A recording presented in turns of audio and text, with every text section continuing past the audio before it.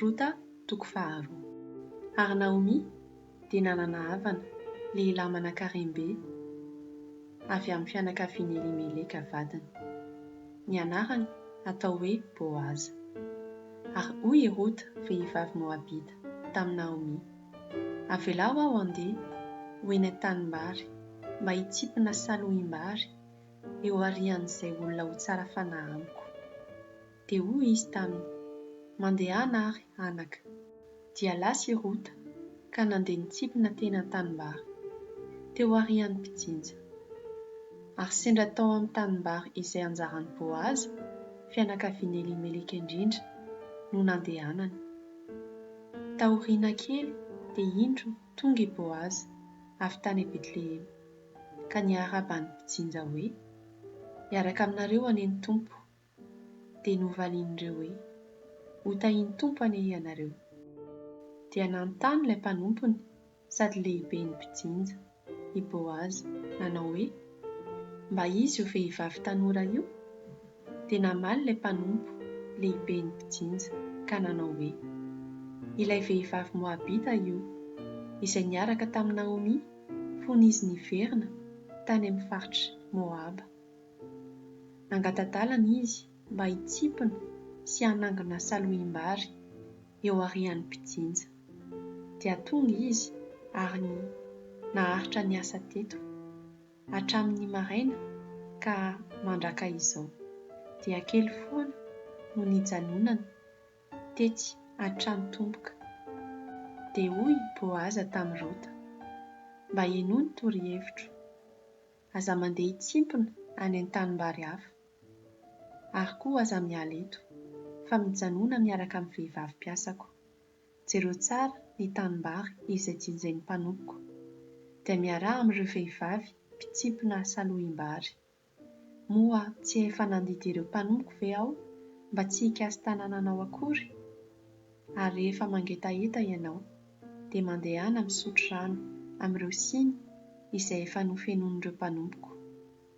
Dia niondrika sy niankohaka tamin'ny tany teo anatrehan'i Boaza i Rota, sady niteny taminy hoe: ahoana ianao no tsara fanahy amiko sy mitsinjo ahy kanefa aho vahiny? Dia namaly Boaza ka nanao taminy hoe: efa notantaraina tsara tamiko avokoa izay nataonao tamin'ny rafozam-bavinao taorian'ny nahafatesan'ny vadinao.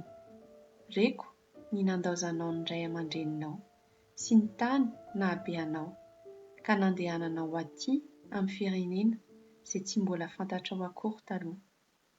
Ny tompo anie hamaly soa ny nataonao, ka hisy valisoa mitafitafy ho anao avy amin'ny Tompo Andriamanitra Israely, satria tonga hialika eo ambany fiarovany ianao. Dia hoy i Rota hoe: aoka ho tsara fanahy amiko hatrany ianao tompoko, satria efa nampioninahy ianao ary efa niteny haka-mora-po tamiko, na dia tsy tahaka ny anankiray amin'ireo vehivavy mpiasanao aza aho. Ary tamin'ny fotoana fisakafoana dia hoy Boaza tamin'i Rota: manatoana aty sakafo, maka tapa-mofo ary ajoboy ao anatin'ny lasosy vinaigitra ny tapa-mofonao. Dia nipetraka teo anilan'ny mpijinja i Rota ary niotoloran'i Boaza lango izy. Dia nihinana ka voky, sady mbola nisy sisa no tehiriziny. Ary rehefa nitsangana hitsipina salohim-bary izy, dia nandidy ny mpanompony kosa i Boaza, nanao hoe: avelao hitsipina eny anelanelan'ireo amboarako izy, fa aza tabainareo.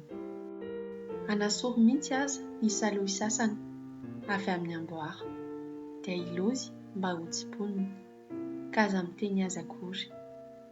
Dia nitsipina teo an-tanimbarin'i Boaza i Rota mandra-paharivan'ny andro, ary noveleziny ny salohy izay voatsipona, ka nisy vary orza tokony ho iray kitapo kely.